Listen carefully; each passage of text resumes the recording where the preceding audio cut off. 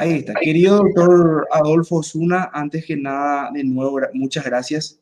Iniciamos oficialmente nuestra entrevista en el marco del trabajo titulado Incidencia de los emprendimientos hidroeléctricos y el crecimiento económico de la República del Paraguay, una perspectiva histórica. Este trabajo lo realizo como cursante del programa de especialización en inteligencia estratégica del Instituto de Altos Estudios Estratégicos y apoyado por el Grupo de Investigación en Sistemas Energéticos de la Facultad Politécnica, en donde yo soy investigador. Y este trabajo tiene como objetivo analizar la incidencia de los emprendimientos hidroeléctricos y nacionales, así como lo dijo su título, ¿verdad?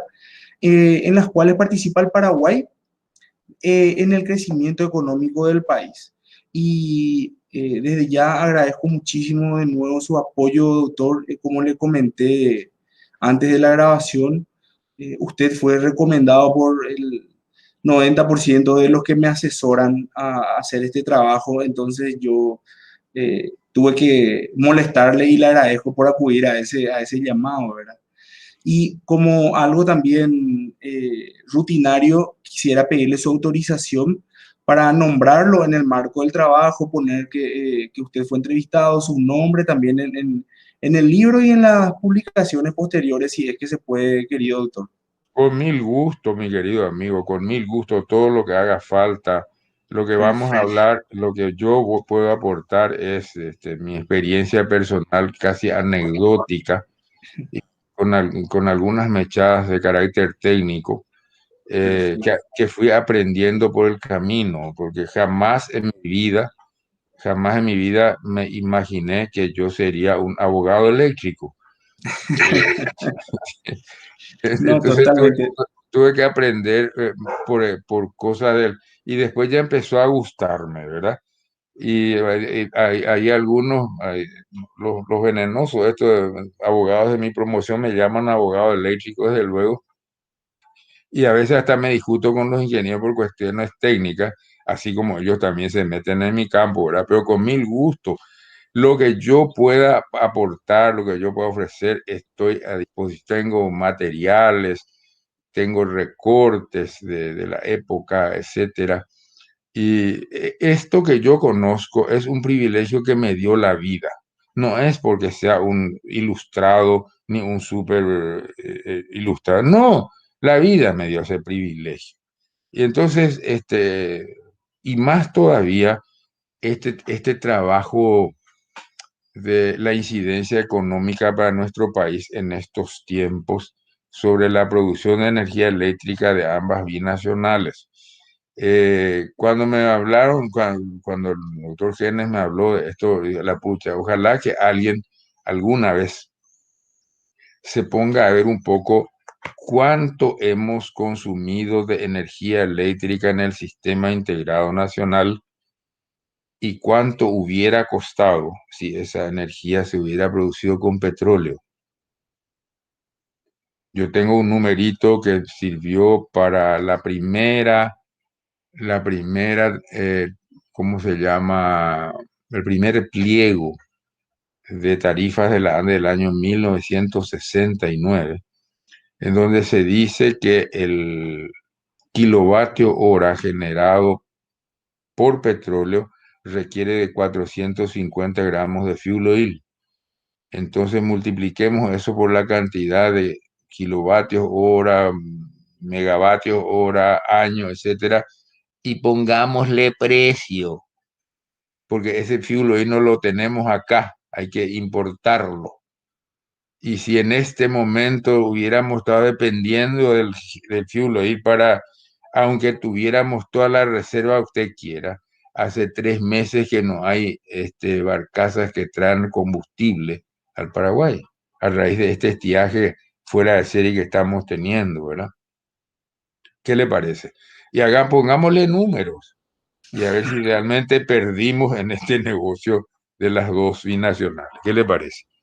No, totalmente, querido doctor. Y mira, son esas visiones las que queremos hacer hincapié con este proceso de entrevistas a personas que han tenido la posibilidad, como le comenté, de tomar decisiones, de participar en los procesos que se vinieron desde antaño hasta ahora con respecto a nuestras entidades binacionales. Y eso que mencionó es algo muy importante y va muy adecuado a nuestras preguntas y es algo que, aparte de las evaluaciones que muchas veces son frías en el aspecto cuantitativo, con las incidencias en el Producto Interno Bruto, con los aportes, etcétera, esto es lo que va a enriquecer esta visión. Así que, sin más, paso a comentarle que nuestro cuestionario tiene 5 partes. 4 de las 5 partes las vamos a hacer con una entrevista y la quinta parte, si usted podría hacer las evaluaciones en el documento que le envíe o en un formulario, lo hace porque es una evaluación más cualitativa que otra cosa. Pero básicamente la idea es comentar un poco en base a su experiencia, así como usted mismo mencionó, sobre las consultas que le voy a estar ahora poniendo a consideración. Y Adelante, ingeniero. como primera parte, hablar un poco de los aspectos generales, si fuera tan amable de responder a la siguiente pregunta y comentar un poco cuál es su área de actuación y cómo usted, desde esa área de actuación, eh, puede comentarnos un poco acerca de esto. Entonces, como le dije, la primera pregunta es si pudiera comentarnos su área de actuación, su formación, su área de trabajo, para tener una pequeña idea de usted y de conocerlo específicamente, doctor. Adelante. Con mucho gusto. El 17 de abril de 1969 ingresé a la ANDE como funcionario administrativo. Ese año yo estaba cursando el quinto curso de Derecho. Con anterioridad estuve trabajando en una empresa privada, también como parte administrativa, digamos, y había problemas en el cobro de los sueldos. Entonces me dijeron, ¿no querés venir a la ANDE? Y me fui. Ese año 69 se sancionó o se promulgó la resolución que establece el nuevo pliego de tarifas de la ANDE en diciembre del 69 y necesitaban a alguien que tuviera que hacer las clasificaciones por categorías, etcétera. Y los jefes de entonces confiaron en mis manos ese trabajo y durante todo el mes de enero nos pusimos a trabajar en la clasificación de las categorías que entraban: residencial, industrial, ¿cómo se llama? Bloque social, etcétera. Previo trabajo de inspecciones que se hicieron en toda la ANDE. Había como 70.000 hojas de inspecciones y había un tiempo fijo de entrega de esos trabajos y cuidadito con equivocarse. Entonces ese trabajo me dieron y como yo estaba acostumbrado a trabajar y el trabajo nunca corrí, acepté el desafío y nos fuimos para adelante. Y entonces ya en ese momento los muchachos me dijeron, consulta de tarifa Osuna. O tarifa, no, con Osuna, él. Bueno, y ahí ya empecé a tomar. Y en el año 70 terminaba el curso de Derecho, para ser exacto, en marzo del 71, porque dejé una materia al final para el egreso, ¿verdad? Y ya fijó sus ojos del INSEE en mi persona el doctor Víctor Natalicio Vasconcelos, que está a la sazón como asesor legal de la ANDE, y me conocía del Colegio Nacional, siempre fue un muy buen alumno, etcétera, y ya empezó a fijarse en mí. Y pasó el tiempo, qué sé yo, y eh, creo que fue ya en el año 72, luego una cosa así, que él tenía sus abogados todos formados, yo era no sé, un querubín en este asunto del trabajo de los tribunales, no es macana, y me dijo, yo quiero traerte conmigo. Oh, sí, con mucho gusto. Ahí los ingenieros se encabritaron, qué sé yo, esto es como se llama, fagocitación interna. Ustedes tienen que estar con nosotros. Sí, no hay problema, donde me paguen mejor, yo no tengo, no tengo inconvenientes. Bueno, a lo que quiero llegar es allá por octubre del 72. Ya estaba como trabajando en la asesoría legal y al mismo tiempo también en la gerencia comercial. Entonces era un poco sándwich ahí, y tenía que manejar entre los jefes. Y me dice un día, este, ahí se está por firmar un tratado con el Brasil sobre el tema del aprovechamiento del río Paraná. Y hay muchas cosas que yo quiero ir interlineando en ese proyecto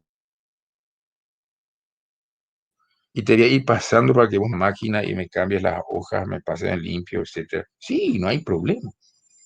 Y empecé. ¿Qué quiere que le diga o qué quieren que les diga? Ni la menor pelota le di pensando que era un trabajo más. ¿Quién se hubiera imaginado lo que iba a ser ese emprendimiento después? Ah, eh, bueno, se iba, se fue. Y recuerdo, siempre cuento esta anécdota, en el mes de diciembre, hacía un calor, pero un calor de eso, de Asunción, ¿verdad? Y me dice, voy a estar en la Cancillería a las 5, llévame allí estos documentos. Y sí, cómo no, preparé todo, qué sé yo, tomé el tranvía a 5, llegué a la Cancillería, al Palacio de Gobierno, un silencio sepulcral. Hay dos pobres soldaditos ahí con su casco de acero. Le digo, movió la reunión, a ver, Catuyo Yayupi, es Hasáname, en guaraní. Y escucho voces así en el segundo, en el primer piso, del lado casi ya Montevideo, digamos. Y me voy acercando y veo un mozo que sale ahí con una bandeja y le digo, de jefe, doctor Vasconcelos, más inicio de carpeta coa. No, ¿y quién anda en la pero? ¿Y quién anda? Hay cartucho. Sí, ¿qué? A la flauta. Entonces, así como esos gatos lentamente, con un cuidado bárbaro, fui con la punta de los pies entrando y los encuentro ahí a todos. Che, está el doctor González Alsina, el ministro Sapena Pastor, el general Ramos, el general Cosia, unas 25 personas, todos así con la corbata ¿cómo se llama? Esa, desatada su saco sobre la silla y un bruto ventilador dando vueltas en ese salón largo que estaba ahí. Y entonces me fui acercando al doctor, le toqué en el hombro, sí, y me abrió así, miró y me puedo ir, doctor. Le dijo, no, esperamos un rato, esperamos un rato. Y ahí escuché que alguien de los contertulios dijo, lo que nosotros nos tiene que preocupar es que el Brasil cumpla sus obligaciones. Y salió el doctor Zapena que estaba en la punta de la mesa y dijo, no, nosotros tenemos para eso, ya tenemos ratificado recientemente internacional sobre los derechos de los tratados de Viena y faltaría solamente que eso pueda aprobarse y nosotros, nuestra fuerza tiene que ser el derecho, ¿no? Si no, nos vamos perdidos. Es lo que recuerdo que dijo, frente a un pajuero que estaba ahí de afuera, a quien no conocía, y con mi indumentaria así de camisa blanca y corbata como esos predicadores norteamericanos, ¿verdad? Y bueno, al final me liberó y salí. Ese episodio no significó nada, pero después cuando empezaron al año siguiente, que en secreto, en reserva, a espaldas del pueblo, a la flauta, dije, pero si fuera así, jamás permitirían que un tipito así de cuarta, quinta categoría vaya entrando a escuchar una reunión, ¿verdad? Pero tomarían todos los recaudos, digo yo. ¿No le parece? ¿Cómo se tergiversan las cosas, ¿no? ¿Cómo se tergiversan? Bueno, y ahí fue que comencé a mirar un poco más de cerca el tratado, y fui tratando de entenderlo. Y como le dije, tuve ese privilegio ya en el año 73 para diciembre, cuando se iba a firmar ya el tratado de Yacyretá, la cosa fue más fácil, pues ya teníamos algún manejo de los tratados, ¿verdad? Se hicieron algunos cambios que yo no participé, pero sabía que se estaba trabajando en eso y al final se firmó el 3 de diciembre de 1973 el Tratado de Yacyretá. Igualito, igualito que el de Itaipú, porque según se dijo, había instrucciones del gran jefe que no se tenía que abrir diferencia entre el trato de uno y otro. A raíz de eso, la prensa y algunos medios argentinos, tendría especialmente argentinos, porteños, empezaron a tratarnos de la política pendular. ¿Escuchó hablar alguna vez de eso? De péndulo, según cómo nos convenía, nos íbamos hacia acá o se Nos veníamos hacia movíamos. allá. Exacto. Cuando se empezó a atacar mucho de eso, dijo ya el canciller Nogués en ese momento, dijo, no, el Paraguay hace su política internacional de intereses. Si está de acuerdo el uno, firma, si no está de acuerdo, no lo firma, y si el otro está de acuerdo, firma, y si no, no.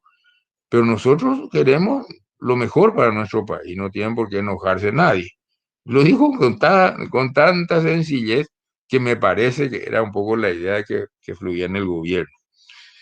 Ahí también empecé a recordar algunas cosas. En el año 67, ustedes no nacieron todavía, así que discúlpenme en hablar así.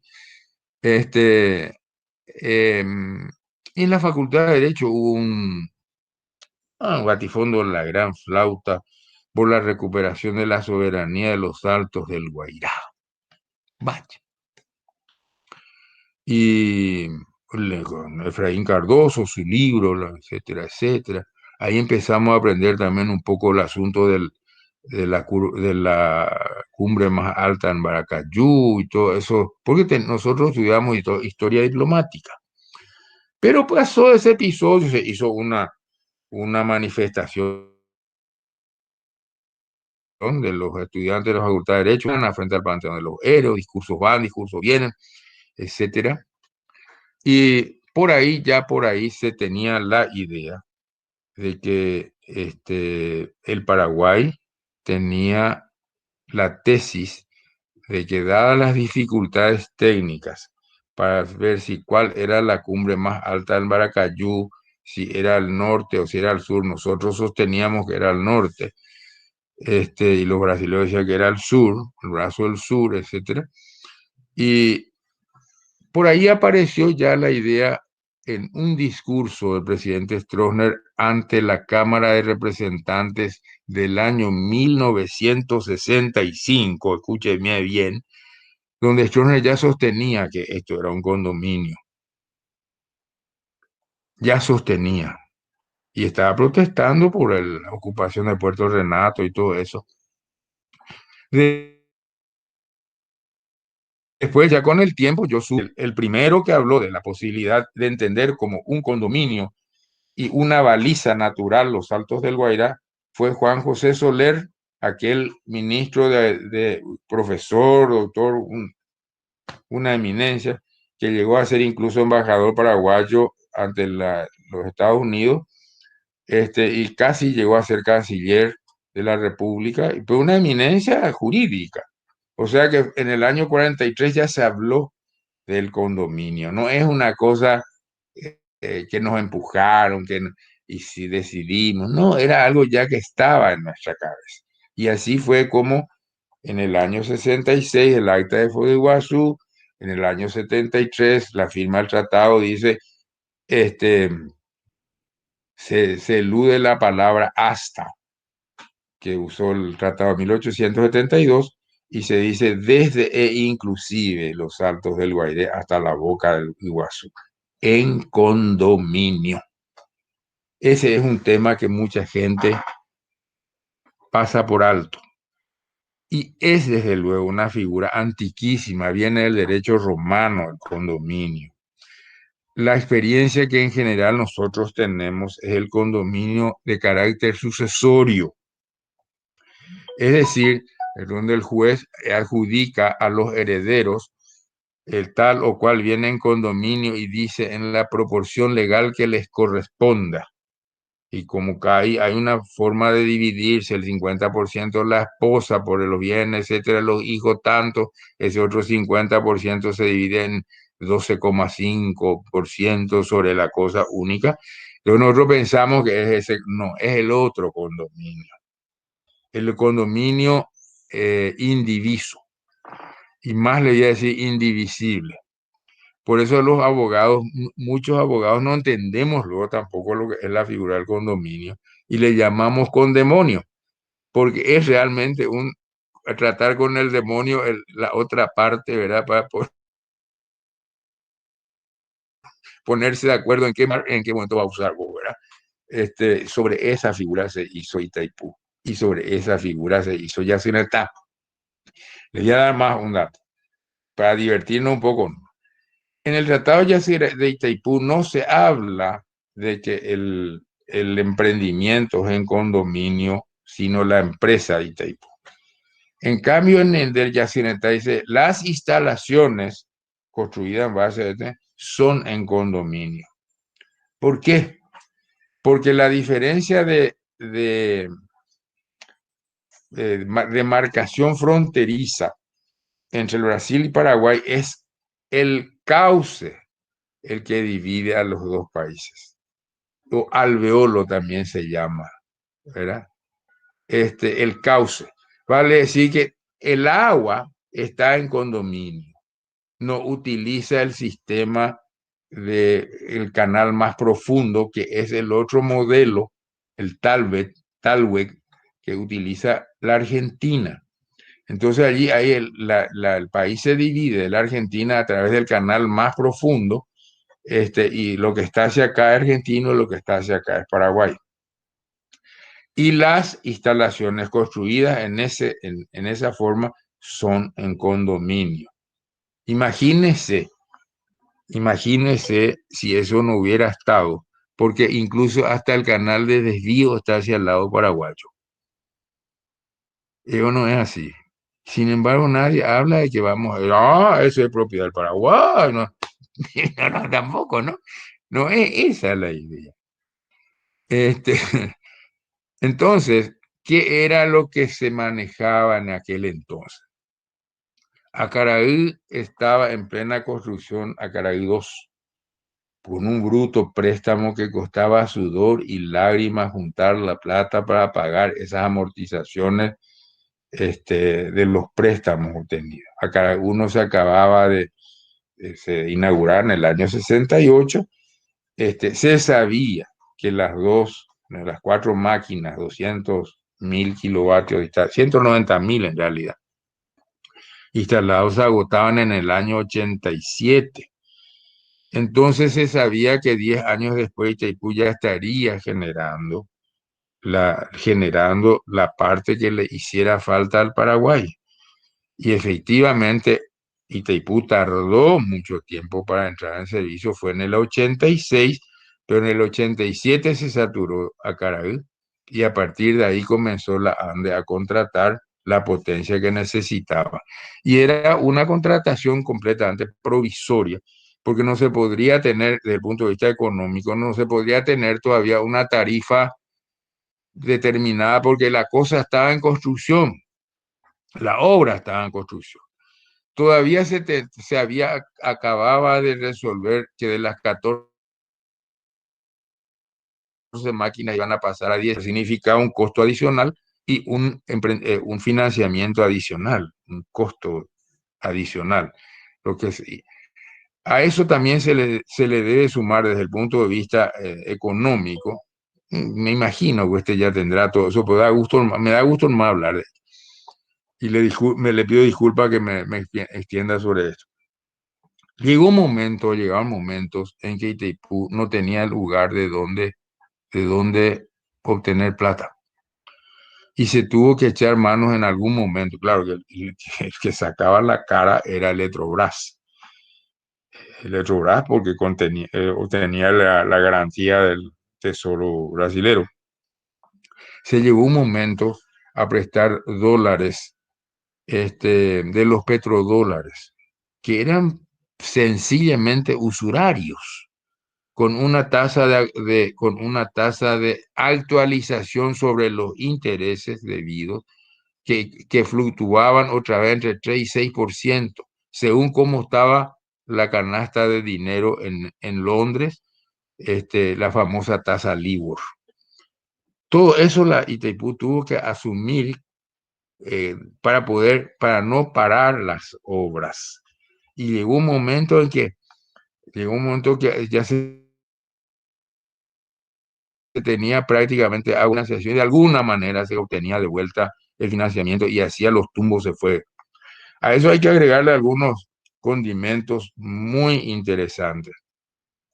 El cruceiro era una moneda que se devaluaba, Dios me libre. Acá tuvieron que cambiarle los ceros, lo mismo se iba abajo.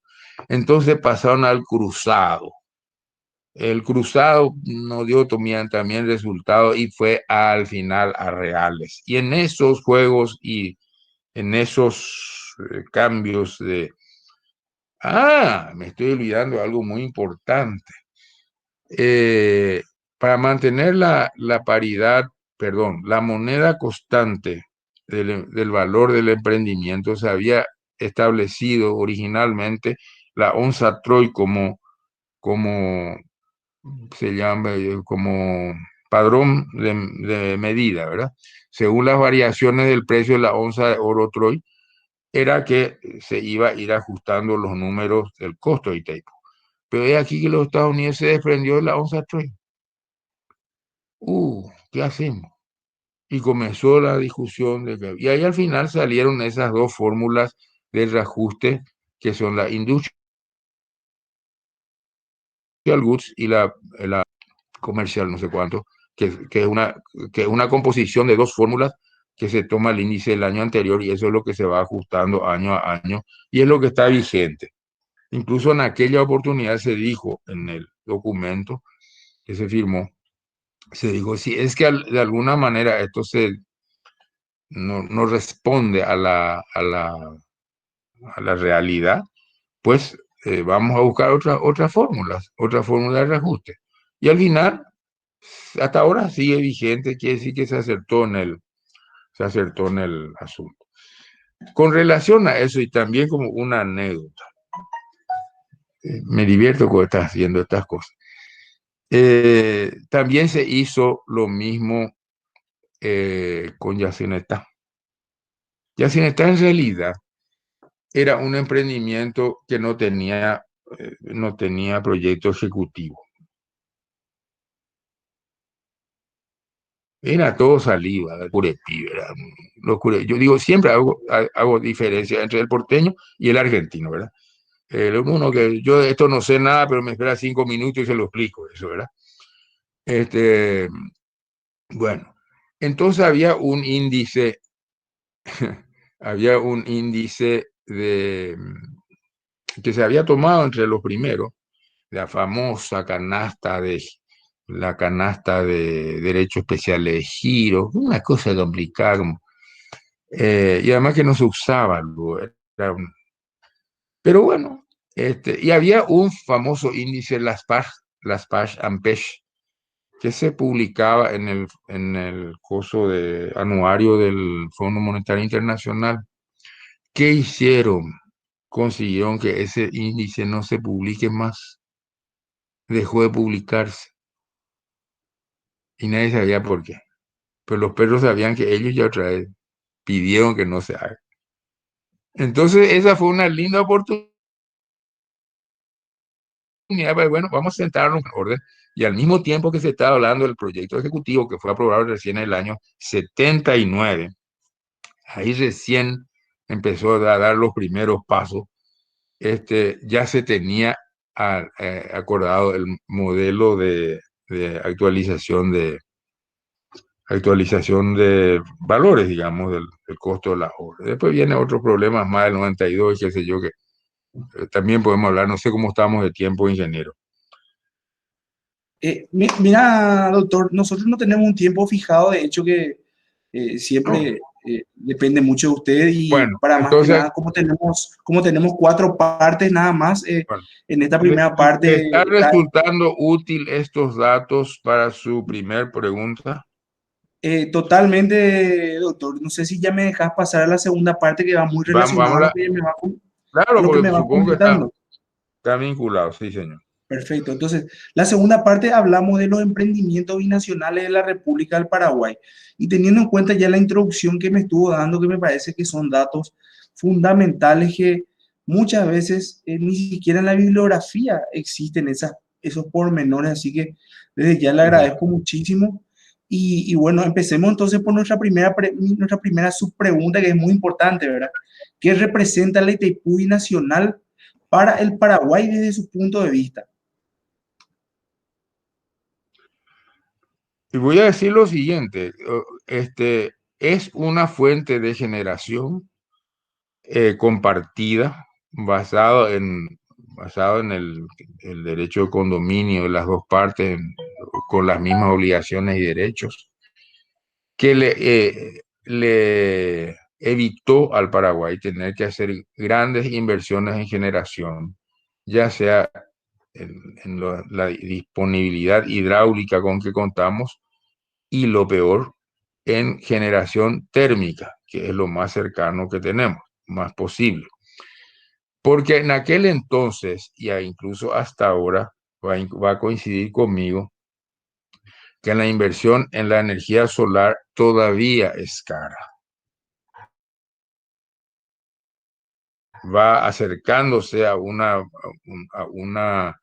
como sea, un equilibrio entre la hidráulica y qué sé yo, ¿verdad? Me va acercando, pero ahí es donde pierde lejos cuando tenemos una generación hidráulica, hidroeléctrica amortizada, que es lo que va a pasar en septiembre del año 22. A partir de ahí empieza, por eso es que estamos diciendo, esto tiene que arreglarse en lo posible en el 2021, fines, diciembre de 2021, porque hay un montón de trámites de ratificaciones de la mar en coche que tienen que hacerse de tal manera que estén casi preparándose en la vigencia en octubre, septiembre, octubre de 2022, que ya empieza a rebajarse la tarifa de Itaipú, y termina realmente pagándose en abril del 2003. No es agosto como se dice.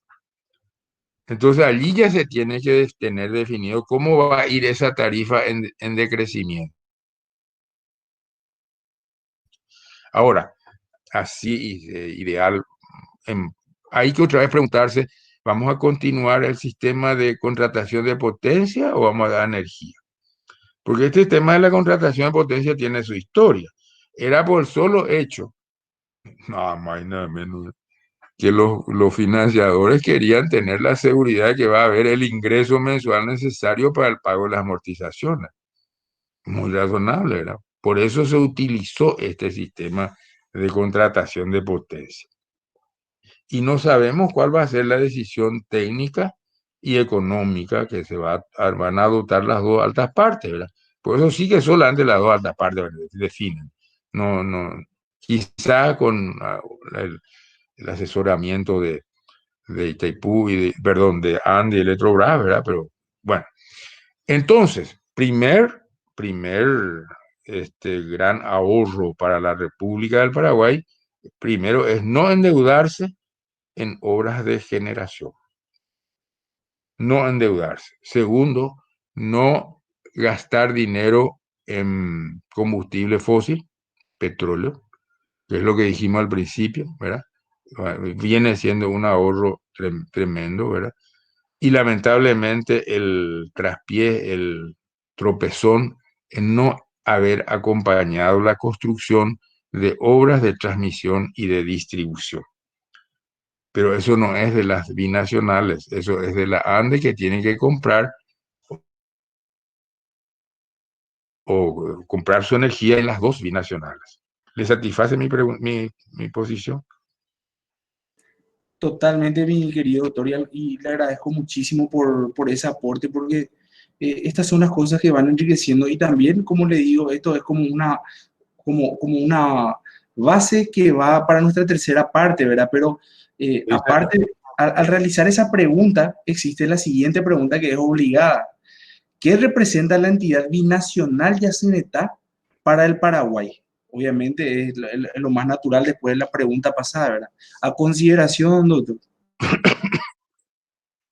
Sí, Eh, Primero hay que centrarse siempre en que lo importante es la generación eléctrica. Ese es el asunto, porque para, para tener un potencial eléctrico y aprovecharlo lleva muchísimo tiempo.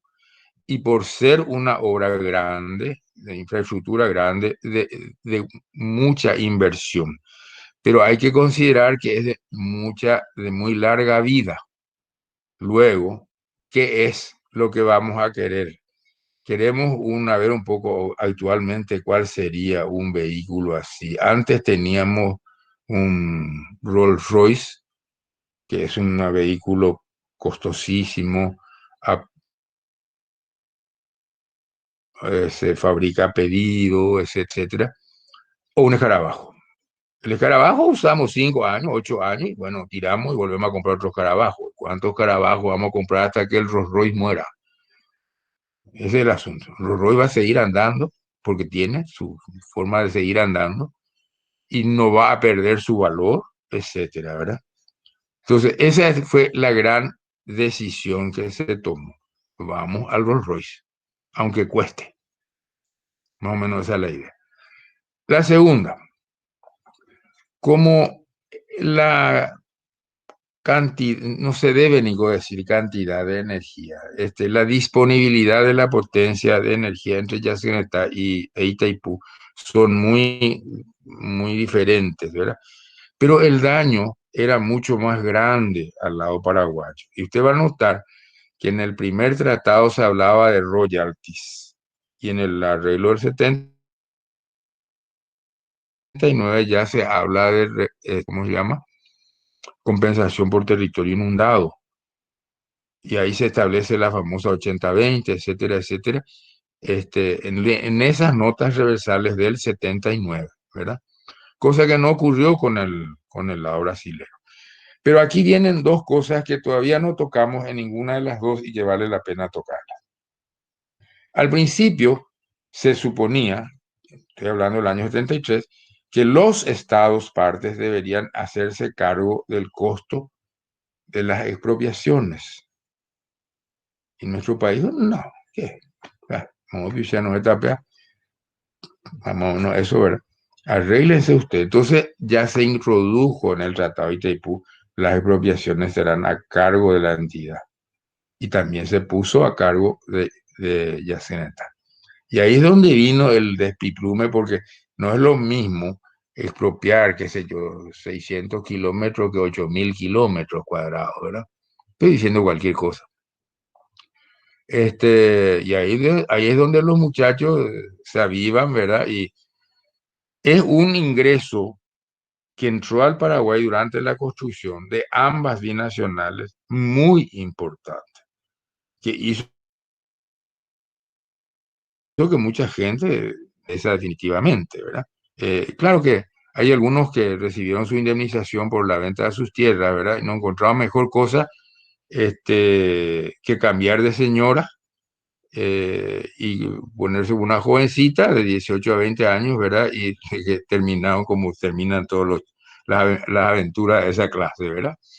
Ese, no hace, no hace falta ser demasiado plástico.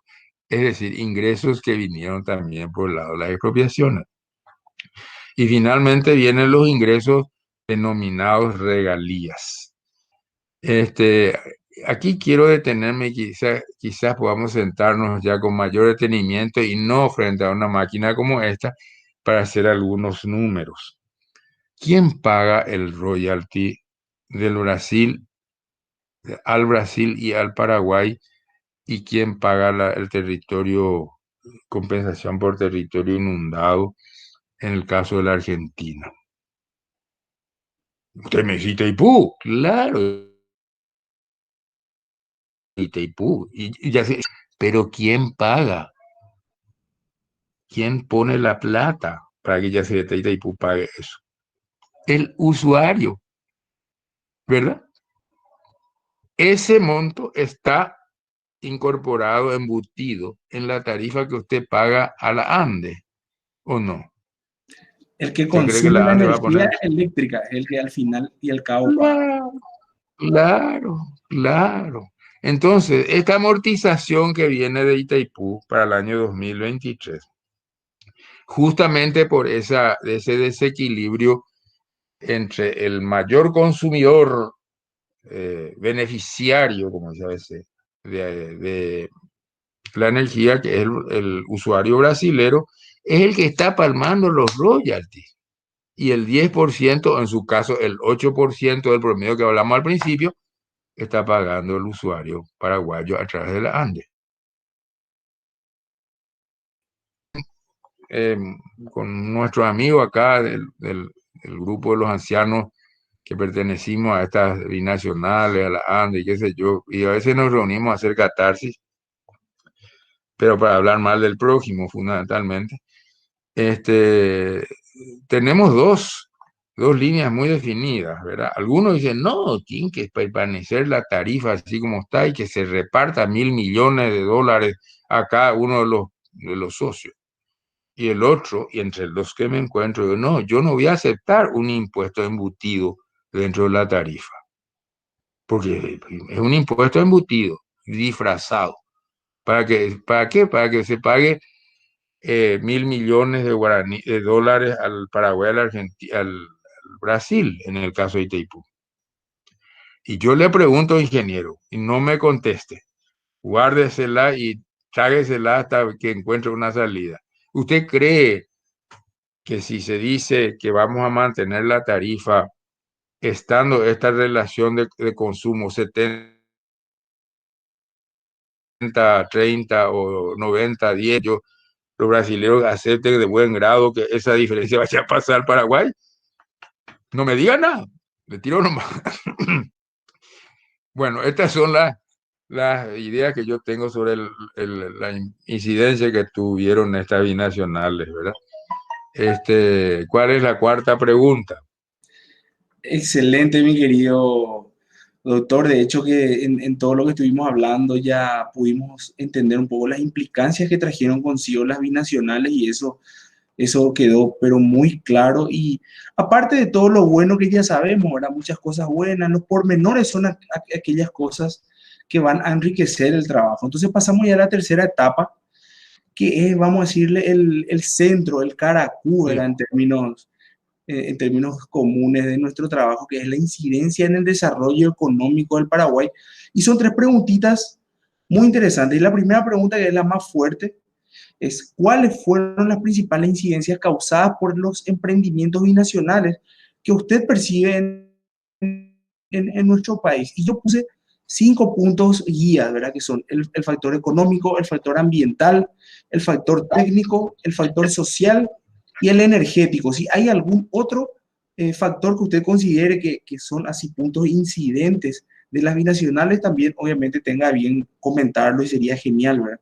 Así que dejo a consideración esta pregunta que más o menos ya la estuvimos respondiendo, o sea que usted ya la estuvo respondiendo a lo largo de la entrevista, pero como un resumen, las incidencias principales que causaron ambos emprendimientos en nuestro país, teniendo en cuenta los puntos mencionados.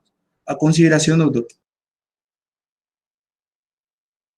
El tema de la incidencia social, lo estamos viendo hasta ahora. ¿Usted cree que estos emprendimientos, estos edificios, que todo pululan como, no sé, como hongos, de repente, ¿verdad? No es solamente en Asunción, ¿eh? Me fui hace poco en Encarnación, me encontré con una ciudad de rascacielos. Estoy exagerando, pero es más o menos así, ¿verdad? Usted se va a Villarrica, va a Caguazú, encuentra emprendimientos de construcciones, pero que a uno le dan hipo, ¿verdad? Que antes no era así, absoluta, era toda Asunción. ¿Usted cree que todo ese movimiento civil, ya hecho obras civiles, hubiera sido posible si no se tenía la disponibilidad de energía, ¿verdad? Hay otro aspecto que muy poca gente se puso a valorar. Cuando Itaipú y Yacyretá empezaron a trabajar, se dieron salarios que eran pagados a los técnicos brasileros y argentinos respectivamente. El esfuerzo que se hizo desde el gobierno es de exigir, pelear, romperse todo para que el técnico paraguayo no gane menos que el brasilero o el argentino. Y obtener eso no fue fácil porque nos tenían a menos. Habían ingenieros muy destacados, economistas muy destacados en nuestro país que estaban prestando servicio a las binacionales y que habían sido alumnos de los profesores ingenieros brasileños o profesores argentinos, alumnos. Entonces, ¿qué me vas a venir a decir vos acá? Es la idea que enseguida se viene, ¿verdad? Pero créame, ingeniero, se consiguió. Y eso permitió que en el Paraguay también anualmente entre un ingreso muy importante en dólares, traducido a guaraníes, ¿verdad? Que va entrando ¿cómo se llama? ¿Cómo que le dicen en el torrente circulatorio, así le llaman los economistas, me da risa, en el torrente circulatorio. Entonces, ese es un beneficio que entra. Pero ahora voy a hacerle una reflexión personal, muy personal. Había sido que estábamos equivocados. Como paraguayos no tenemos derecho a ganar lo mismo que los brasileros. Por eso que están queriendo hacer la transformación del Estado para que los paraguayos ganen igual que el presidente de la República. Y de esta reflexión me hago cargo. Estábamos equivocados. Bueno, entonces otra incidencia de carácter económico.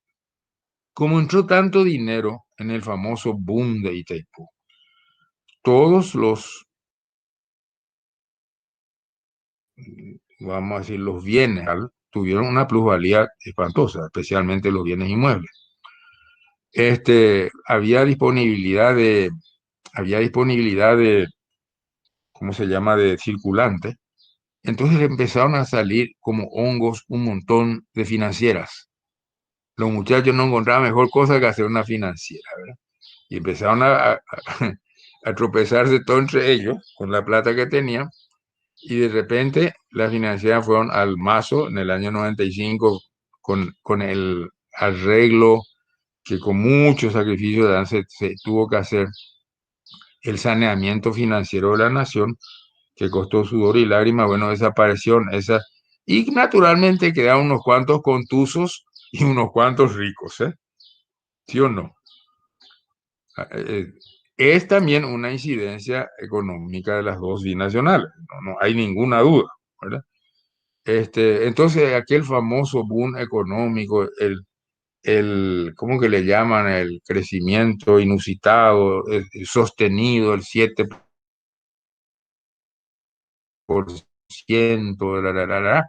eh, lo que sí yo creo, y esto sí pongo a su consideración, porque como tiene que ver mucho la parte económica y la administración económica. Siempre dije que se consiguió que no sea el Estado paraguayo, no sea no, es el Ministerio de Hacienda, sino que el Banco Central, que es la autoridad monetaria, reciba los dólares en dólares de las dos binacionales. Y el tipo de cambio repasa al Ministerio de Hacienda en guaraníes. Pero los dólares quedan en el banco, ¿o no? Ahora ya sabemos por qué tenemos una reserva monetaria de 8.000 y tantos en dólares y hasta en otras monedas. ¿Tiene o no incidencia las binacionales en la economía? Entonces ahí dice, con la macro estamos 10 puntos, en la micro donde nos vamos al carajo, ¿verdad? Es así más o menos. Eh, Son indudablemente incidentes. Ahora, todo esto hay que tener mucho cuidado porque esto va a ir en declive, va a ir en declive. Cuando nosotros empecemos a utilizar más energía, la famosa compensación va a ir reduciéndose, etcétera, hasta llegar a cero, ¿verdad? Y ahí es donde vamos a empezar a pensar qué hacemos en los próximos emprendimientos que nos va a hacer falta. Según los amigos del IFSE, del mismo grupo que estoy, ¿verdad? Instituto de Profesionales Paraguayos del Sector Eléctrico, que no es más que no sé, un muro de los lamentos de ancianos que nos reunimos.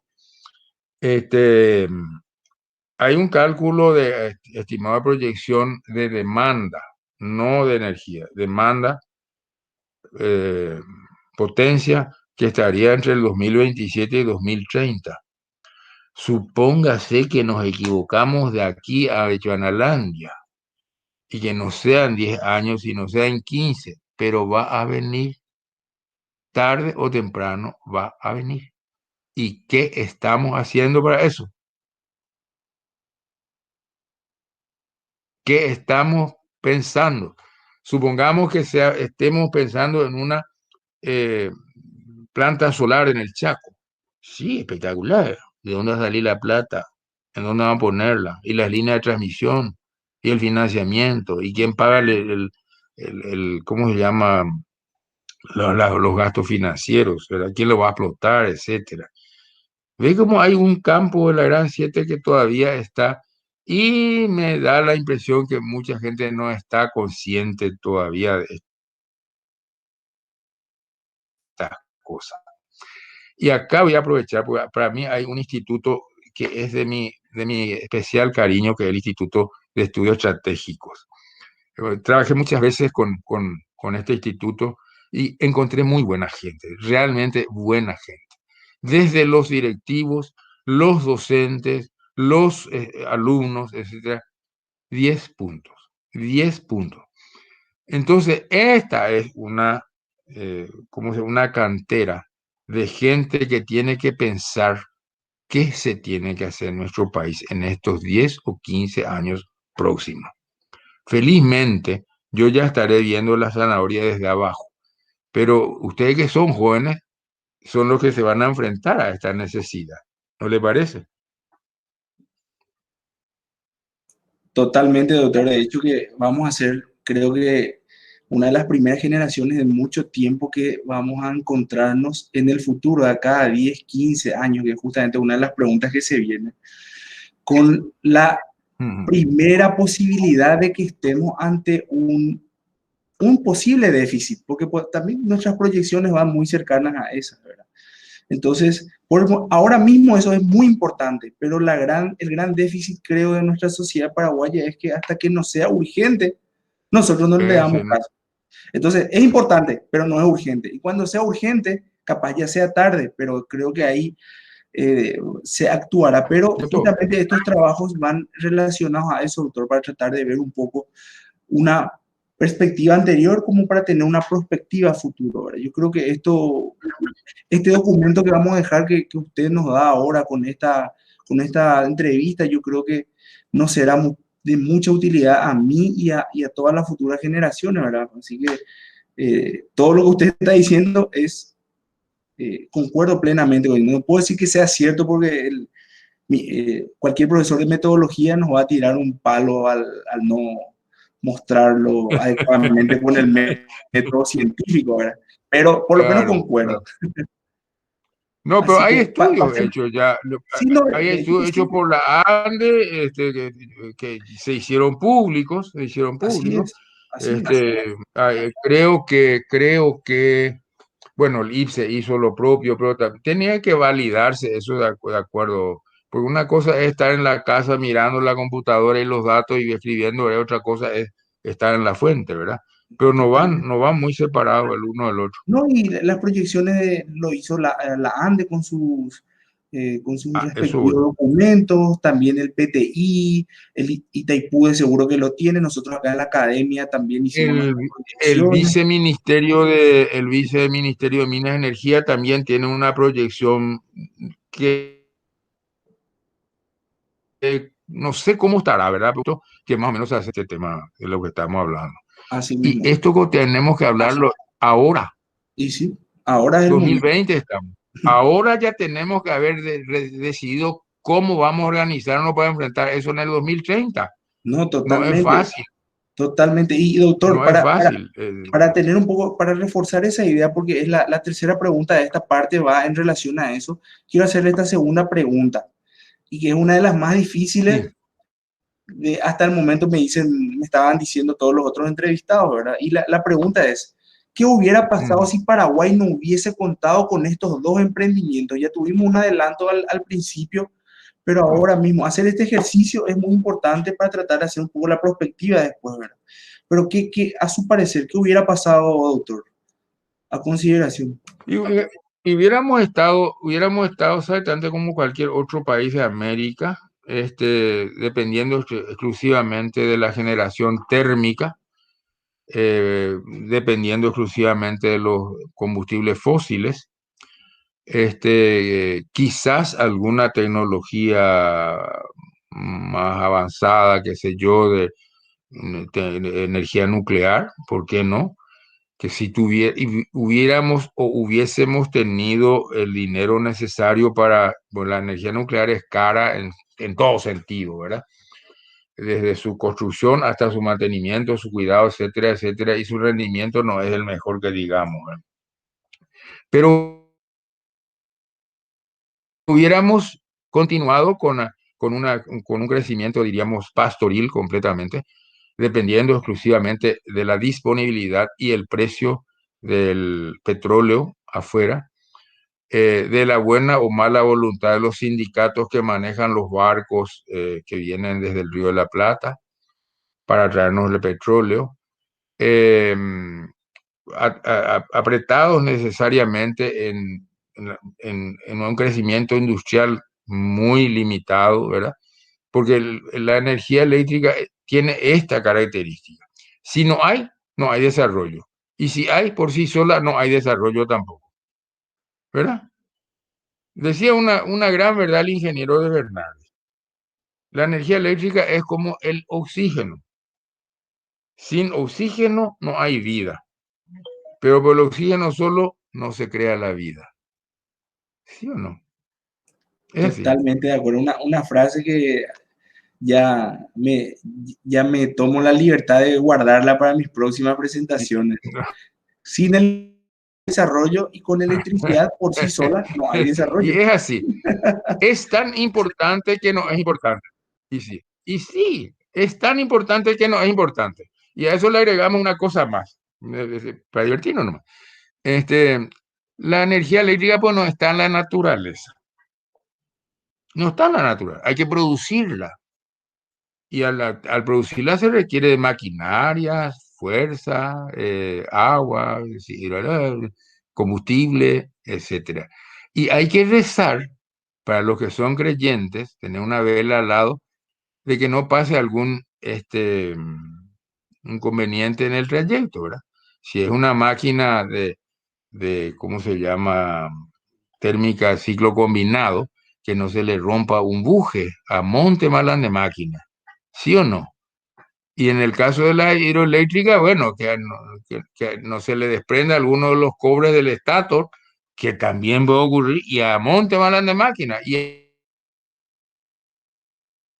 a monte malan de energía se suspendió, porque la energía eléctrica se consume en el momento que se genera. ¿Qué le parece? Eso no es así. Se genera en el momento que se consume. No hay forma de guardarla. Y si se guarda en el acumulador o baterías, como le llaman ahora. Antes le llamamos acumulador de energía. Este, y bueno, pero eso es para otros menesteres. No, no sirve para, no hay forma de guardarlo. El día yo tengo una esperanza grandiosa, y especialmente en este CERN de Europa, esto que están estudiando El ¿cómo se colisionador de llama? partículas. El colisionador, ese mismo. Estos gringos no dan puntadas sin hilo, no van a invertir 1.700 millones de euros para que unos cuantos ingenieros se diviertan. No creo yo en eso. Entonces, es porque de alguna manera tienen una idea de generar un tipo de energía diferente al que conocemos. Imaginemos que por puro gusto, nomás, estamos ahorro de batería. Bueno, imaginemos por puro gusto nomás que se pueda comprar energía en una pastilla en el supermercado. ¿Qué le parece? Porque se consiguió la forma. Qué lindo sería, ¿verdad? pero hasta el momento no hay posibilidades, no, completamente. Entonces, con eso le digo, ¿qué hubiera sido sin de nosotros, sin esta binacional? Hubiéramos estado la mitad, la mitad estaríamos con luces con este equipo que ve acá atrás. ¿Sabes lo que es esto? Es un antiguo lampión que uso como conocedor de la energía eléctrica que puede interrumpirse en cualquier momento como mi luz de emergencia. ¿Qué le parece? Fabuloso. Porque, Tenemos porque uno en eso que casa viene también. con la batería, eso no andan a veces, ¿verdad? Bueno, se me está acabando mi batería. Si me da tiempo para enchufar mi cargador, ingeniero, para Por favor, continuar. doctor, por favor, y así ya aseguramos ahí el suministro. No, no, qué raro porque no usé tanto hoy. Así voy a dejar en forma precaria, no. Así es. Vio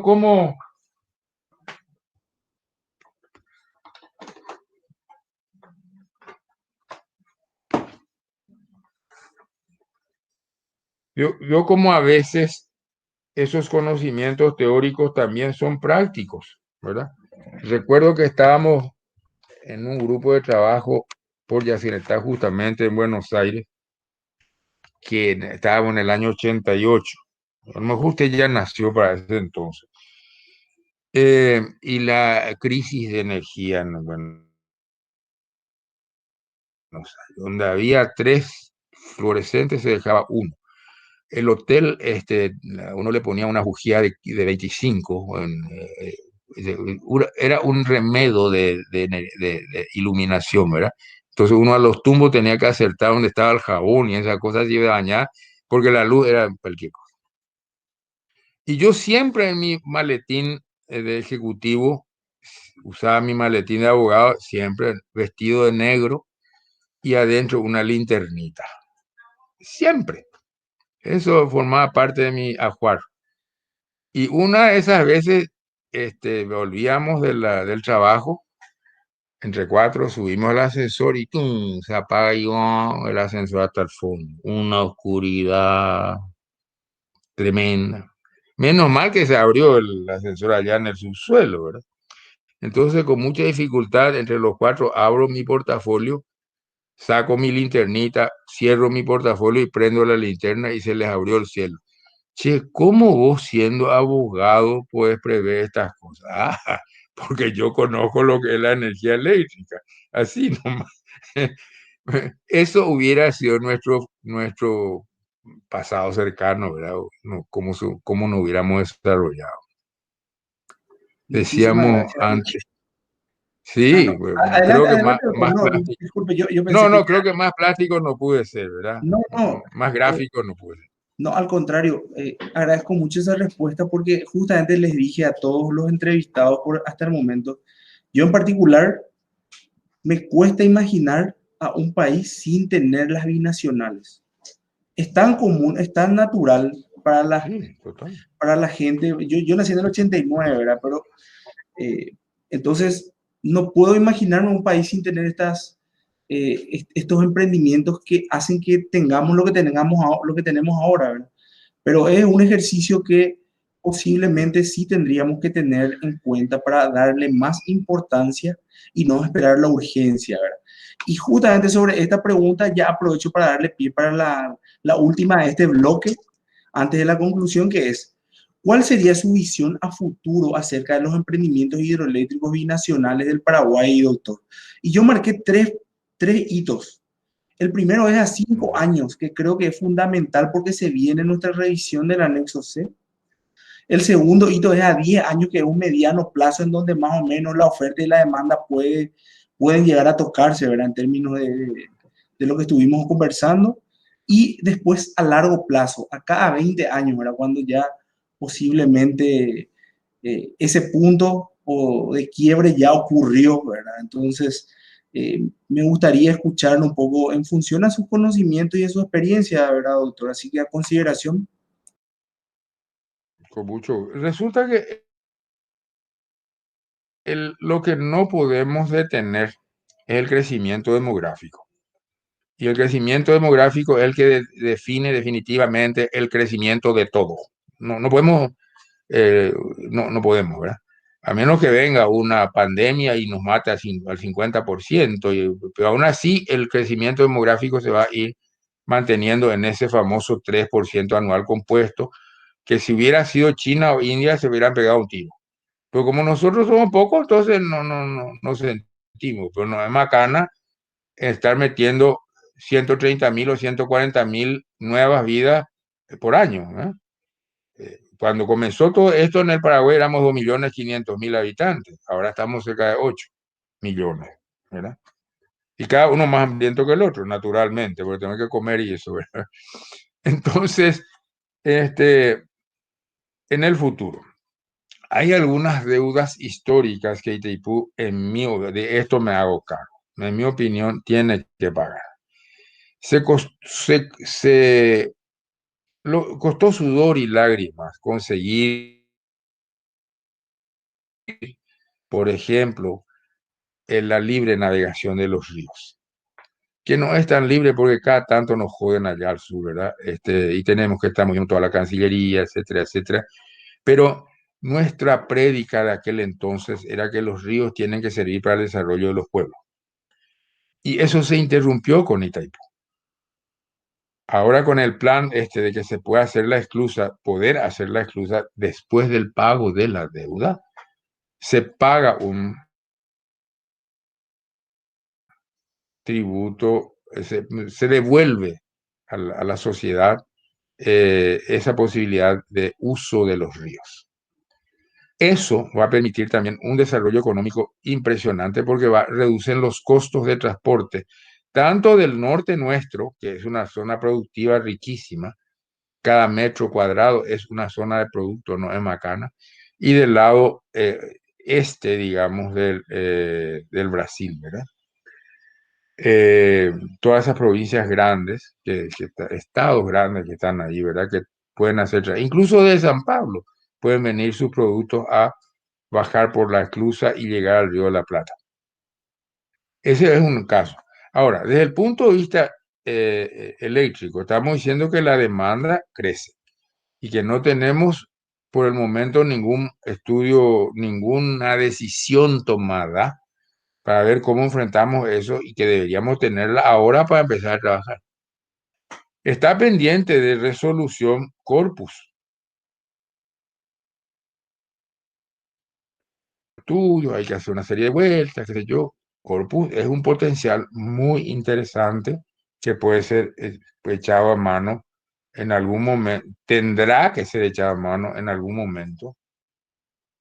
Tenemos el emprendimiento Itatí Itacora con la presa de regulación de Yacyretá, ¿verdad? Ahora en este momento, Añacuá, que son 3 maquinitas que va a ser como una gota de agua en un ladrillo caliente dentro de poco, ¿verdad? Porque es chico, pero es energía. No, peor es no tenerla, ¿verdad? Ese es el asunto. Y la otra cosa en lo que sigo insistiendo, que hay que abrir nuevos horizontes y tengo noticias que el PTI está trabajando en la energía, ¿cómo se llama?, eólica hacia el Chaco, y tenemos ese sol del 98% de terreno soleado en el Paraguay, casi sin tormentas, sin terremotos ni nada que podemos echar mano. De modo que en un futuro muy cercano, qué sé yo, a 10 años, 15 años de plazo, ya tendremos que utilizar esas tecnologías. Y ahí no va a depender del costo de inversión, sino de la disponibilidad, porque se va a dar cuenta de que sin energía es lo peor que se puede pasar, sino que es lo peor, no se puede ir a ningún lado. Como decían Les Luthier, vamos a hacer una estatua ecuestre, cueste lo que cueste. Es- ¿Conoce quiénes son Les Luthier? Bueno, más o Sí, menos así eso mismo. va a ser en el futuro. Así Para es, la joven. lucha. No, muchísimas gracias, doctor. La verdad que esa visión, tener un poco esa, realizar el ejercicio de prospectiva siempre es importante, aparte de los ejercicios técnicos propios, ¿verdad? Y yo creo que es muy importante y tendríamos que analizarlo ahora antes de que sea urgente, como le dije, y yo creo que eh, haciendo este tipo de ejercicios por lo menos podríamos generar un poco más conciencia en los que dentro de poco ya van a empezar a tomar las decisiones, ¿verdad? Porque ya es mi generación la que va a Bien, entrar a tomar decisiones dentro de muy poco. así es, así Así, mismo. así mismo. Así Entonces, mismo. mi querido doctor, ya pasando al cuarto bloque y ya el último, porque ya le saqué casi una hora y media y No, eso no es lo menos. En esa parte de lo, ¿cómo se llama esto? Una especie de puntuación, no me animo a hacer, porque eso requeriría más documentación, digamos. perfecto, sin ningún Va a ser problema, una doctor. cosa muy subjetiva y Perfecto. no es conveniente, ¿verdad? No hay, Porque lo subjetivo pues siempre dice, ah, no, Osuna ya me dijo, y eso no, no me no, animo, sinceramente. es un ejercicio, pero tampoco es algo sumamente importante, porque los cuatro bloques que estamos haciendo son el principal aporte de este proceso de recolección de datos y de un Exacto. estudio cualitativo. Y lo único que ya le quiero pedir para no sacarle mucho tiempo y para ir a continuar con nuestras actividades es si puede dar una conclusión general de todo lo que estuvimos conversando, ¿verdad? Con respecto a Sí. los emprendimientos binacionales. Sin lugar a duda, es un patrimonio de nuestro país y es una herramienta que nos sirvió, pero de manera impresionante para las relaciones internacionales, para las relaciones regionales. Es una, sin lugar a duda, una herramienta geopolítica sin lugar a duda, nuestra actual situación no hubiera sido la misma sin estos emprendimientos. Entonces, simplemente para dar esta conclusión, me gustaría pedirle su consideración, querido doctor, Con mucho para gusto. cerrar un poco esto. Así que a consideración suya. En, a lo largo de nuestra conversación, que fue muy amena realmente, como conclusión esto, ¿verdad? Si estos emprendimientos no se hubieran resuelto en el momento que se resolvió, no se hubiera podido hacer nunca más. Porque fue una coyuntura geopolítica, como usted dice, muy especial que desde nuestro punto de lo que hemos estado en ese momento, etcétera, eh, fue favorable para nuestro país. Al poco tiempo de haberse suscrito los documentos, de empezarse los, eh, los emprendimientos, a ponerse en práctica los emprendimientos, los dos países vecinos cambiaron su visión. Antes que están en una pelea de hegemonía y nosotros éramos la nena de 15 años, que a quien todos le querían masticar, ¿verdad? Pero éramos la nenita y linda encima. Y de eso aprovechamos, se hizo. Pero si se hubiera tardado 10 años más, no hubiera pasado absoluto. Imagínense que esto comenzó a pensarse justo cuando viene la crisis del petróleo. La crisis del petróleo, que sirvió como un empujón grande para justificar todas estas feroces inversiones que se hicieron, ¿verdad? Porque el petróleo se acaba, cuando se acaba nos morimos todos, más o menos, esa era la idea. Pero después le jodieron ¿cómo se llama? Khomeini, que era el árabe, que unió por un rato a todos los árabes y le creó un problema grande al mundo. Lo liquidaron y bajó el petróleo. Y nosotros felizmente continuamos con el emprendimiento. Y este es el resultado. ¿Qué le parece? ¿Cree usted por ventura que en el año a ver, o 1990 conseguido esto de esta misma manera? Ven, ni por. Entonces, ocurrió, se decidió bien y se te está terminando bien. Para mí es el... Y es toda una generación, independientemente de que hay mucha gente que no está de acuerdo, que se robó, que se generó la corrupción. Bueno, todas son consideraciones que puede ser que tengan validez, todo, pero tenemos energía, todavía. Esa es mi conclusión. Querido doctor, para mí fue un gusto fenomenal poder conversar con usted. Fue muy Eh, las, ameno. recome- las recomendaciones me fueron, pero hechas a buena hora y no quedaron como falsas las afirmaciones que me dieron. Así que Repito. eh, sin sin otra cosa más que agregar, yo de nuevo le agradezco por este aporte. Como te dije, esta entrevista obviamente va a quedar como un documento y vamos a tener esta visión y este aporte desde su experiencia y desde el lugar donde usted tomó decisiones, donde usted se desempeñó, y yo creo que eso, como le dije a principio, va a enriquecer mucho el trabajo y por sobre todo vamos a entender algunos pormenores que, si bien puede o no existir en la literatura, siempre es mejor escucharla de la fuente principal, ¿verdad? Que en este caso es usted, y que también lo realizo de otros entrevistados. Así que, de nuevo, querido doctor, muchísimas gracias por este aporte, muy amable, y no sé si quiere dar algunas palabras antes de finalizar la grabación. Al Eh, contrario, me siento muy honrado, como le dije al principio, de que me hayan, por lo menos no hayan hablado mal de mí, que es tan fácil, ¿verdad? Y me hayan recomendado para una... Y le digo con toda sinceridad, lo que yo pueda aportar, y mientras esté lúcido todavía, lo voy a hacer con mucho gusto, sin retrasar para nada, ¿verdad? Y sin ningún interés en obtener nada adicional, al contrario, con que ustedes los jóvenes entiendan y se pongan la camiseta para el futuro, ya me siento realizado. Muchas gracias a usted, ingeniero. no, muchas gracias, doctor, y en ese marco, entonces finalizamos esta entrevista. Como le dije, en el marco del programa de especialización en inteligencia estratégica del Instituto de Altos Estudios Estratégicos y apoyado por el GICE de la Facultad Politécnica. Así que muchísimas gracias y dejo de grabar, estimado doctor. Muy amable.